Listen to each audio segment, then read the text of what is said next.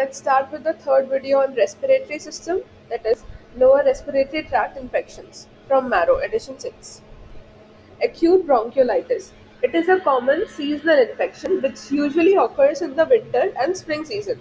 Okay, acute bronchiolitis is mostly caused by respiratory syncytial virus, RSV.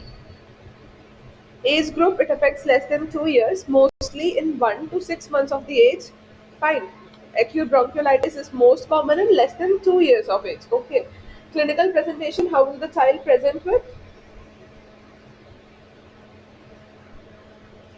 Initially starts as an upper respiratory tract infection. After 1 week, it progressed to the lower respiratory tract, like the bronchioles, leading to fever, then breathing difficulty, and there will be bilateral wheeze due to the passage of air through the narrow and inflamed bronchioles. Fine. So initially, this acute bronchiolitis starts as an upper respiratory tract infection, and after 1 week, it spreads to the lower respiratory tract.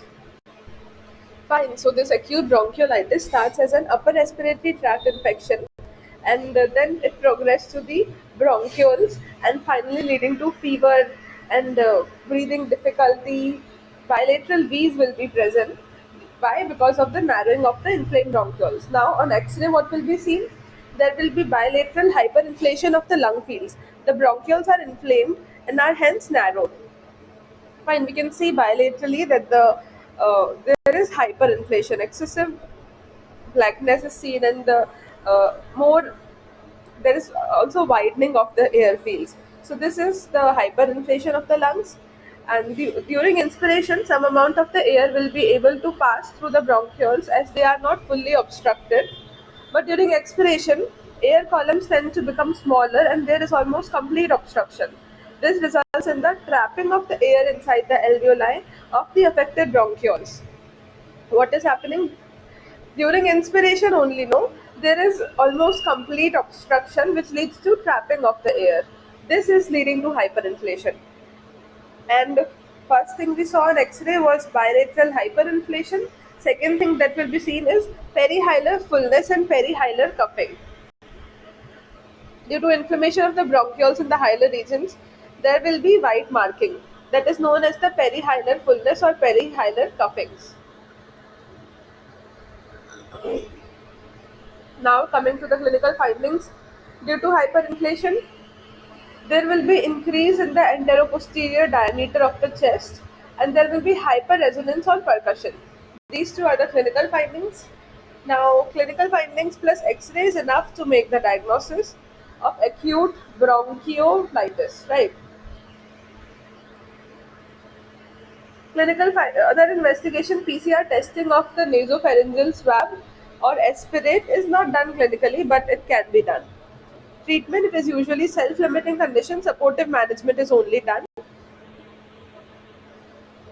Moist O2 inhalation to maintain SpO2 more than 92% in the room air, and the fluids like the oral or the IV fluids. Antivirals are prescribed for at-risk children, like someone having chronic lung diseases or the congenital heart disease defects, or immunodeficient children. Antivirals prescribed, are drug of choice is what? Ribavirin is the drug of choice for acute bronchiolitis. It is present in the inhalational form and it decreases the duration and severity of the illness. Before the start of the season, prophylactic palivizumab is given. It is a monoclonal antibody against the F protein of the RSV, respiratory syncytial virus. Fine. Bronchiolitis usually subsides within 3 to 7 days. 25% of the patient with the bronchiolitis develop asthma in future. Fine. This was all about treatment of acute bronchiolitis. What did we do? We have mainly to give supportive management. We can supportive management. We can give O2 inhalation, and we so that we have to maintain saturation more than 92%. We can give fluids, oral or IV fluids can be given. Antivirals are prescribed only for at-risk children like heart disease or immunodeficient or chronic lung diseases. We can give antivirals. Antivirals which can be given are ribavirin is the drug of choice, and before the start of the season we can prophylactically give palivizumab. Bronchiolitis subsides in 3 to 7 days, and 25% of the patient develop what? Asthma in future. Now starting with pneumonia. Now starting with pneumonia. It is an important cause of under 5 mortality. Its definition is it is a pathologic consolidation of alveoli or inflammation of the interstitial tissue around the alveoli or both. What is it? It is what? A pathological consolidation of what? Alveoli. This is one definition. And there is the second part of the definition after or that it is inflammation of the interstitial tissue where around the alveoli. Fine. And the other definition after or both of these things. Pathological consolidation of alveoli first, or inflammation of the interstitial tissue around the alveoli second, or both. Fine. Now its etiology can be either bacterial or viral. Bacterial is most common. Overall most common bacteria is Streptococcus pneumoniae. The most common cause in the neonates are gram negative organisms like the Klebsiella and the E. coli, Staphylococcus aureus. These are most common in neonates. Most common virus is the respiratory syncytial virus in children with HIV. Most common cause of pneumonia is pneumocystis jirovecii. In adolescents or older children more than 5 years, atypical age group, Mucoplasma pneumoniae is seen most commonly. Pneumonia is an important public health problem because of under 5 mortality. Okay. Moving ahead, community management guidelines. These are the revised WHO IMNCI guidelines. Starting with first category is no pneumonia, in which it is given green color. Second category is pneumonia, color code is yellow. And third one is the severe pneumonia and very severe disease, color code is pink. Starting with no pneumonia, in which there is fever, cold, and cough. Just these three things. And home management can be given. We can give oral paracetamol, and if wheeze is present, salbutamol for 5 days. Fine. This is just the basic management of fever, cough, and cold. Now, when we will call pneumonia, fever, cough, cold, plus fast breathing or chest and drawing. Either these one of these things is present, that is fast breathing or chest and drawing with fever, cough, and cold, then it will be classified as pneumonia.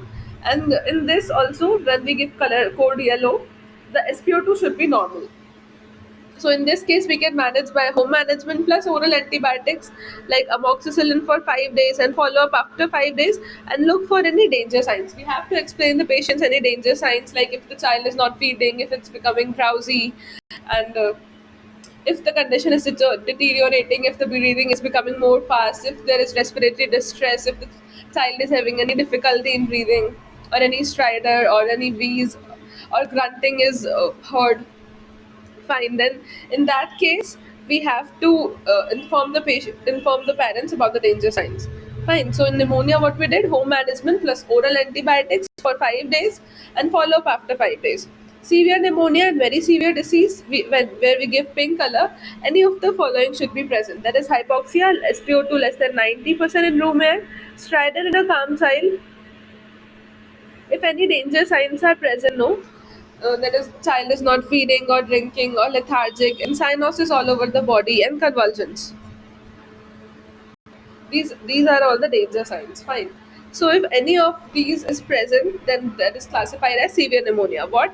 First one is the hypoxia, second one is the stridor, and any danger sign. Danger signs include not feeding or drinking, lethargic, cyanosis, and convulsions.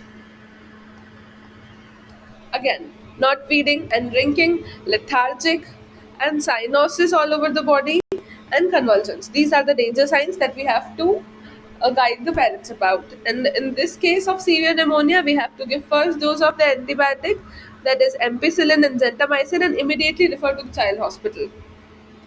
Now the criteria for fast breathing. In 0 to 2 months, more than 60 per minute. In 2 to 12 months, more than 50 per minute. And in more than 12 months, more than 640 per minute. Fine. In 0 to 2 months, more than 60 per minute. In 2 to 12, more than 50 per minute. And in more than 12 months, more than 40 per minute. Coming to the X-ray patterns of pneumonia, in Streptococcus pneumoniae, X-ray finding there will be lobar consolidation. We can see one lobe is being involved here. So, okay. See? This lobe is being involved here. This lobe is. Oh, sorry. How dumb of me. This one is heart. This is the lobe of the lung that is involved. Moving ahead, it is associated with typical rusty sputum, not seen as children swallows the sputum.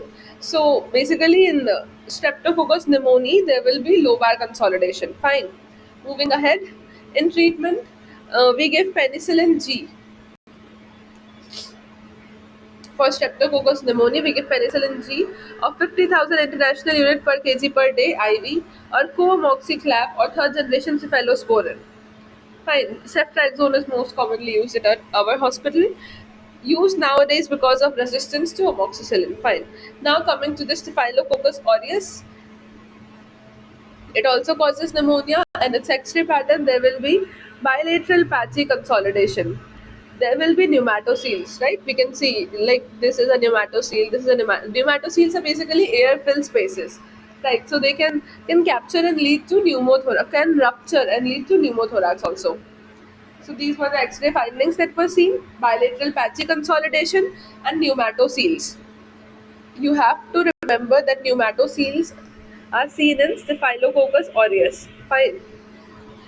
Risk factors for pneumonia by Staph aureus is severe malnutrition, diabetes as a complication of influenza or measles infection. Fine. Now, complication of the Staph aureus pneumonia is it can cause pneumothorax that we read, and it can empyema, pus in the pleural cavity. It is a severe pneumonia in children. Fine, and treatment is again by penicillin G and coamoxiclav. If no response, at third generation cephalosporins. If MRSA is suspected, add vancomycin and linezolid or linezolid. Fine. If MRSA, that is methicillin resistant Staph aureus, is suspected, what we have to add is vancomycin and linezolid. Moving ahead, conditions in which pneumatoceles are seen.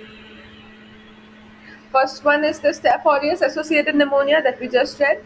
Other one is Klebsiella or the E. coli associated pneumonia, and other one is hydrocarbon poisoning.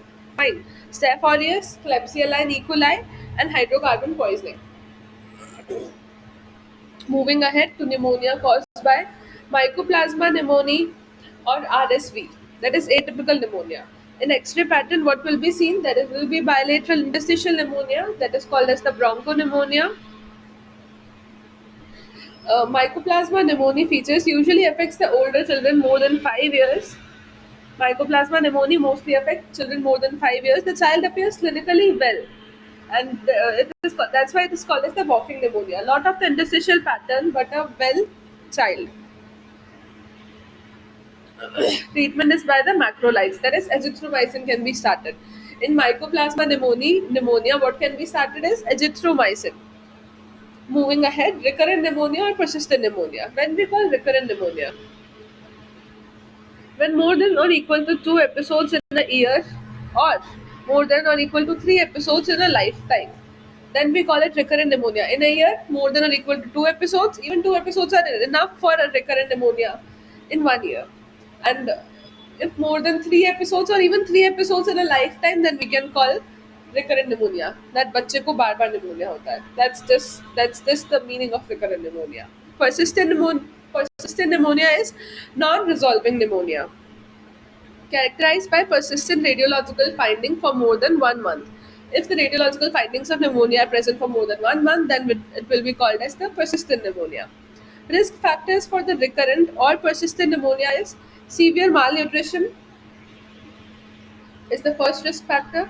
Second one is the immunodeficiency and recurrent aspiration. Fine, these are the risk factors for recurrent or persistent pneumonia. First one is the severe malnutrition. If the baby is very malnourished, it will have he or she will have pneumonia. If baby is immunodeficient, then also increased risk of pneumonia. And if there is recurrent aspiration also, in case of GERD or any upper GI anomalies like the esophageal atresia, then also the risk of pneumonia increases. In case of any congenital heart defects due to pulmonary congestion, there will be increased chances of pneumonia, and in case of any genetic disorders like cystic fibrosis or the Carter-Jenner syndrome, then also there will be increased chances of persistent or recurrent pneumonia. Fine. Let's revise the risk factors again. Malnutrition, immunodeficiency, recurrent aspiration like in GRD or esophageal atresia, any congenital heart defects, any genetic disorders like cystic fibrosis or Cartagena syndrome.